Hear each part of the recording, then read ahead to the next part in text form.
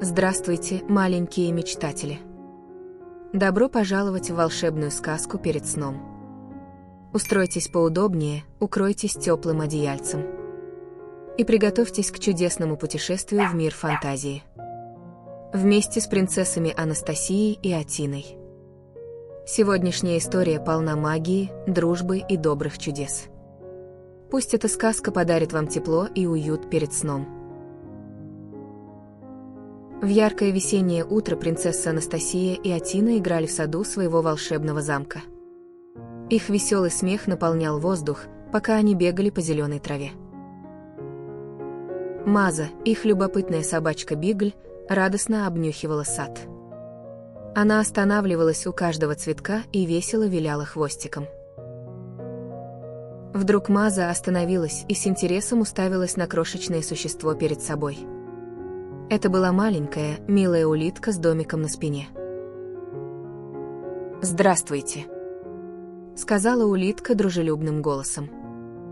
«Я господин улитка. Мой дом всегда со мной». Принцессы подошли поближе, чтобы лучше рассмотреть его.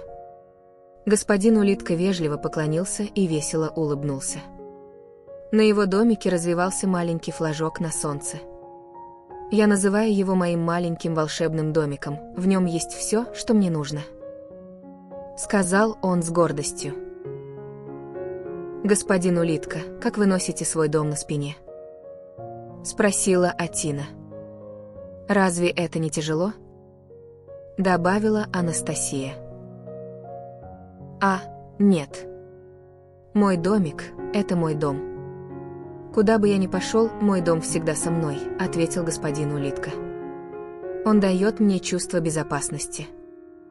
У меня всегда есть место, где можно отдохнуть или спрятаться от дождя». Принцессы слушали с восхищением, представляя, каково это — всегда носить дом с собой. «Знаете», — добавил господин улитка, — «дом — это не просто место. Это чувство покоя и любви. Можно нам заглянуть в ваш домик?» С любопытством спросила Атина. Господин улитка улыбнулся: «Конечно. Но вам нужно стать очень-очень крошечными». Принцессы подняли свои волшебные палочки и произнесли заклинание: «Сила волшебства, уменьши нас слегка, чтобы увидеть домик, как настоящее чудо». Вдруг все вокруг стало огромным. Трава стала как деревья, лепестки, как облака. Они были крошечными, как жучки, а Маза смотрела на них издалека с удивлением. Перед ними стоял домик господина улитки, теперь такой же большой, как настоящий домик. У спиральной деревянной дверцы висел крошечный колокольчик, который звенел «динь-динь», когда они постучали. Рядом стоял маленький почтовый ящик с надписью «Господин улитка». Принцессы захихикали и постучали осторожно. Дверь открылась, и они вошли внутрь, тихо и с восхищением. Внутри все было крошечным и аккуратным. На стенах висели ракушки, рисунки травы и милый портрет господина улитки с бабочкой-галстуком. В углу стоял столик из высушенного семечка, а стулья были сделаны из пустых улиточных домиков. На полке стояли миниатюрные баночки с чайными листочками и стеклянные шарики, светящиеся, как огоньки. В центре лежал круглый коврик из мха. Было тихо, тепло и волшебно, как во сне. «Раз вы мои гости, пора на перекус», — радостно сказал господин улитка. Он достал поднос с теплым чаем и печеньем в форме листочков. Принцессы поблагодарили его, и все вместе пили чай и угощались с улыбкой. И тут издалека раздался знакомый голос: «Анастасия, Атина, пора возвращаться домой. Скоро стемнеет».